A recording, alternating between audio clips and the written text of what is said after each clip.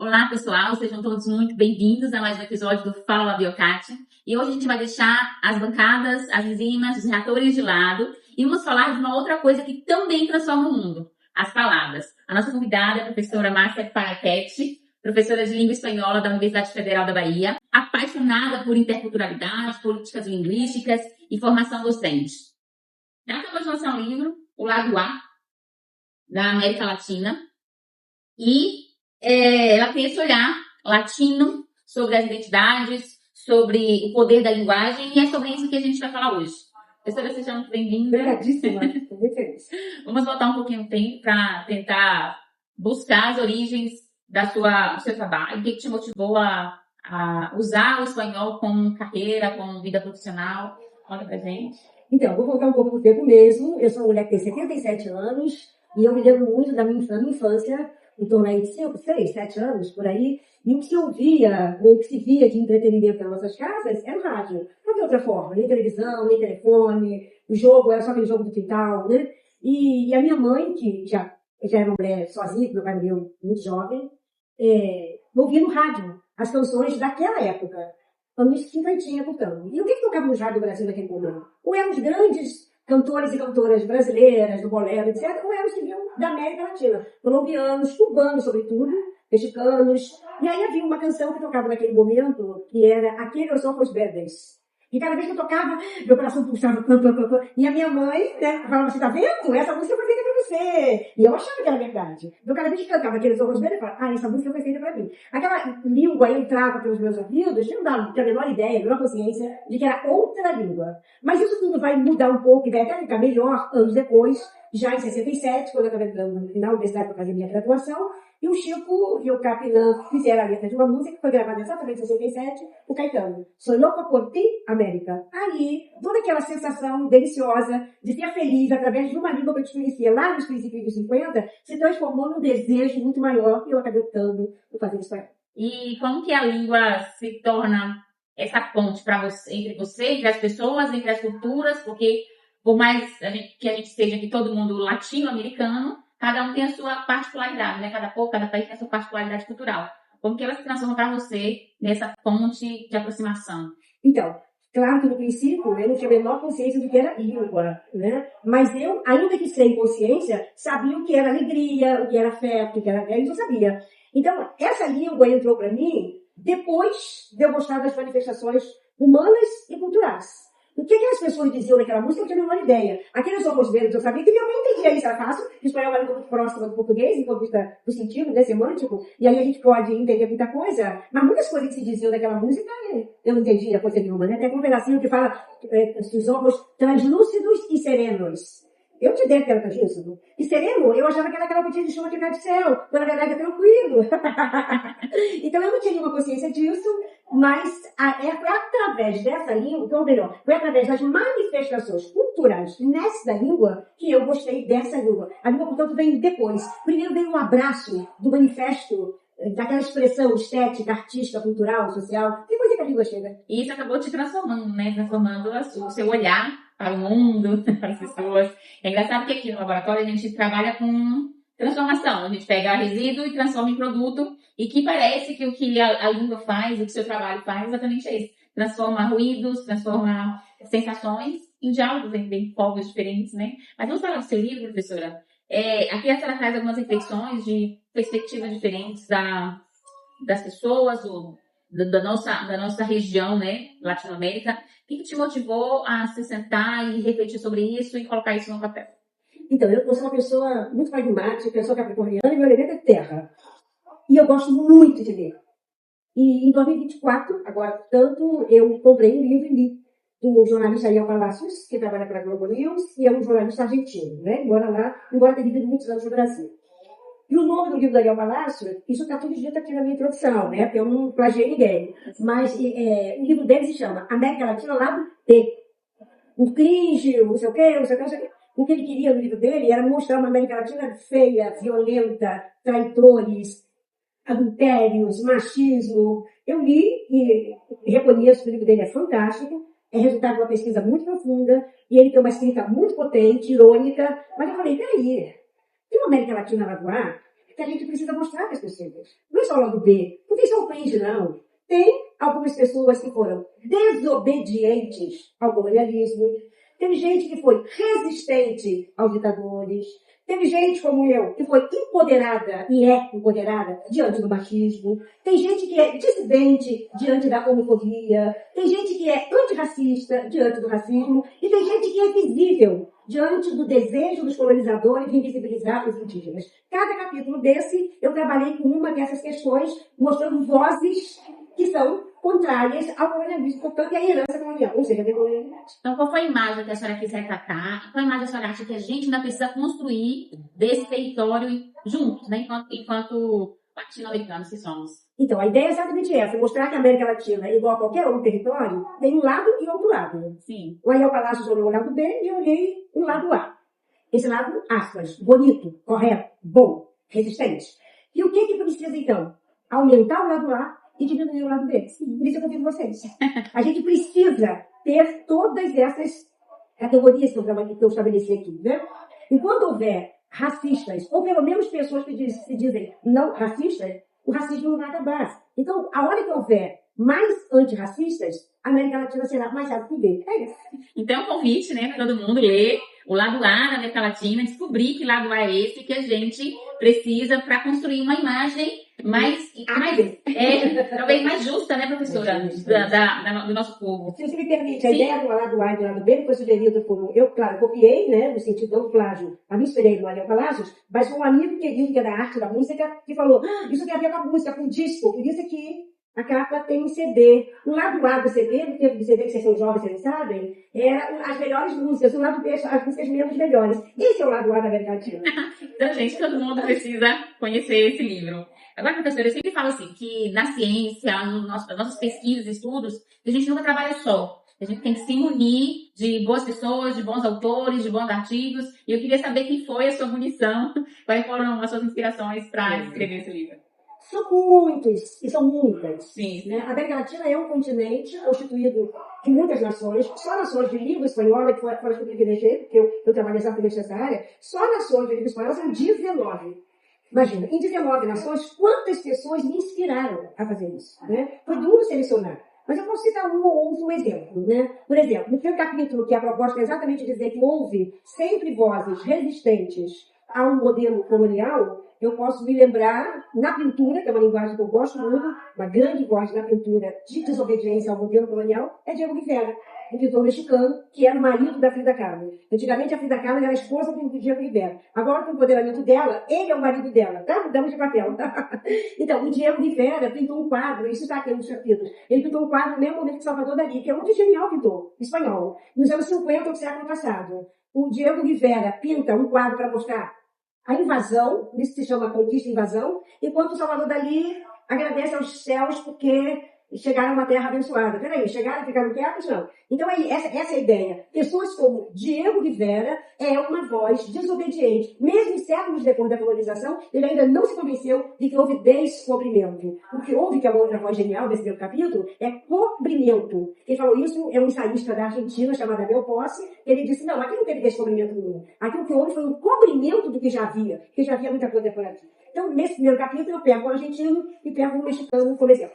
É engraçado que tanto ciência quanto linguagens e literatura, ela tenta explicar o mundo, né? Tenta dar o seu olhar para o mundo, só que cada um com a sua forma de falar, né? Com a sua linguagem mais específica. Professora, interculturalidade e universidade, que é um tema também que você é apaixonada. Como que a interculturalidade contribui para que a universidade se torne mais social, mais conectada, mais aberta, mais inclusiva com esse território que a gente está inserido? Primeiro, posso pedir para você me chamar de Márcia, da professora? Ai, Márcia, tá bom. Que nome bonito que eu tenho, não? Nome lindo. Márcia é o nome de Marte, da guerra. Temos uma pós-doc aqui no laboratório, que é Márcia, a gente chama de Marcinha.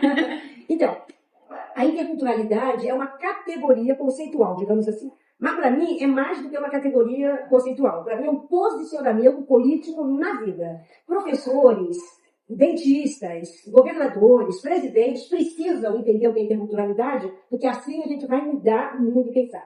Qual é o princípio da interculturalidade? É compreender que todas as pessoas, independente de sua idade, de seu gênero, de seu sexo, de sua raça, de sua localização, do seu padrão socioeconômico, todas as pessoas têm direitos equânimes.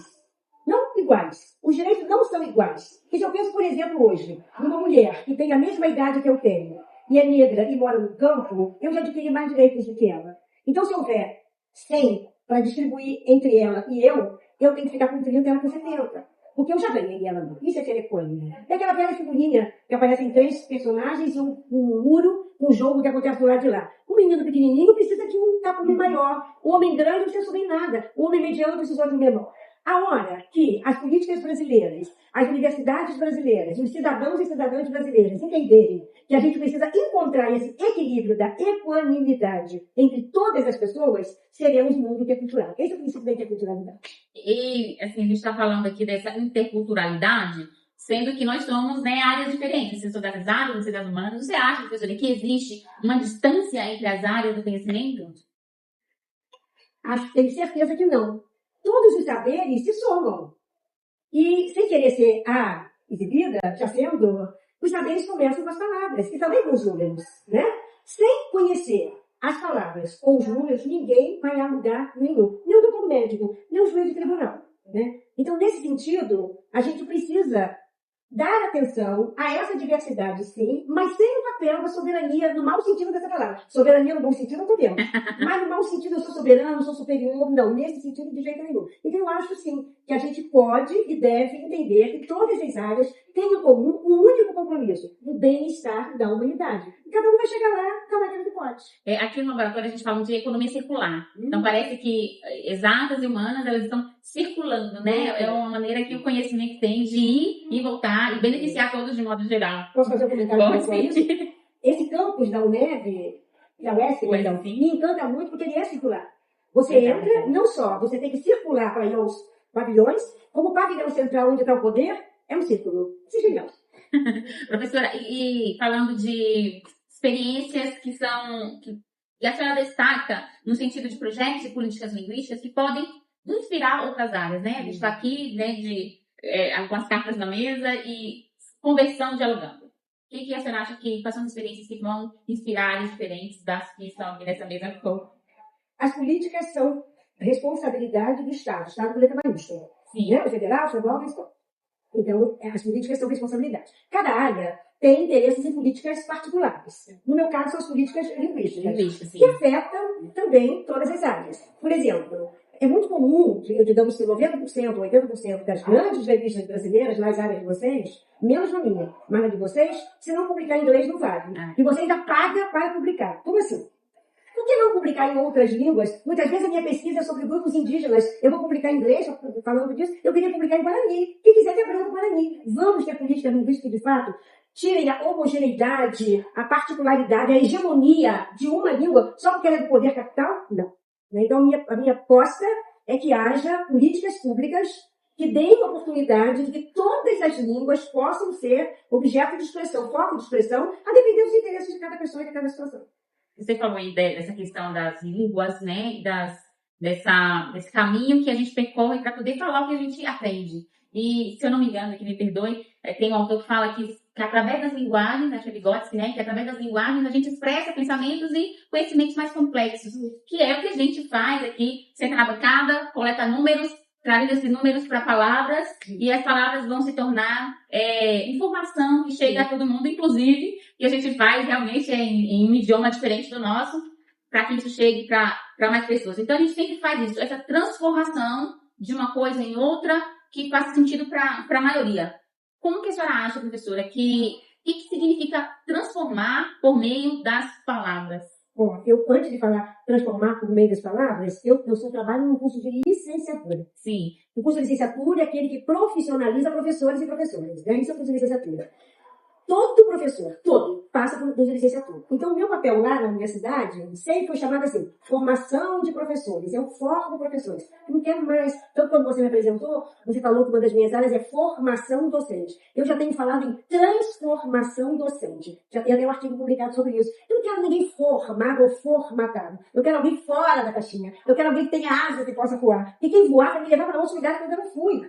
Então, transformar é uma palavra mágica. E ela tem que ser coletiva. Ninguém se transforma sozinho. Você se transforma vendo o outro fazer, ouvindo o que o outro disse, né? Lendo o que o outro fez. É assim que você se transforma. Sai daquele modelito formal, que você tinha antes para ser depois. E isso também não pode ser uma coisa que pare no tempo. Eu me transformo todos os dias. A partir de hoje, eu serei outra pessoa. Com seu contato, o contato dela, né? Por quê? Eu escutei coisas, eu vi coisas, que eu falei, nossa, legal. Mesmo que essa transformação não seja visível a olho nu, mas, como é que chama isso? Telescópio? Ele serve para ver as coisas direitinho, né? Professora, e o papel das universidades da América Latina na construção de um futuro mais solidário, mais sustentável, para que todo mundo, de fato, viva bem? As universidades da América Latina são, na sua maioria, públicas. Nós somos um continente pobre. E as universidades públicas, que alegria, né? A única coisa da pobreza que serve é que elas acabam sendo melhores do que as privadas. Porque as privadas são interessadas nos seus lucros, enquanto as públicas têm interesses, né? Outros no coletivo. A hora que os estados latino-americanos, diferentes países latino-americanos, tiverem de fato um diálogo, consequentemente, as suas universidades vão conversar. Até então, as universidades não conversam. Com raríssimas exceções. Veja que as políticas de internacionalização, que são tão comuns hoje, sobretudo nas universidades federais, né, eu sou de uma universidade federal, elas estão 90% para a Europa, com os Estados Unidos, e 10% para outro lugar. Se eu apresento um projeto de internacionalização com o Equador, por exemplo, vai ser negado. Porque o que o Equador tem a me ensinar? Perguntariam. E se eu pergunto, então, para Guatemala, vamos Guatemala, o que a Guatemala tem para me ensinar? Só para lembrar, esse paizinho tem, paizinho com letra diminutiva aqui, no sentido irônico, de quem é contra, né? A Guatemala tem um prêmio Nobel de Literatura, o Brasil desse tamanho nunca teve. A Guatemala tem um prêmio Nobel da Paz, o Brasil nunca teve. Então, países que a gente julga pequenos e pobres, só são pequenos e pobres, que na verdade a gente não os conhece. A hora que houver uma política de integração na América Latina, as universidades vão trocar e a gente vai ser, não maior, que eu não quero ser maior que ninguém, mas não quero ser menor do que nenhum outro continente.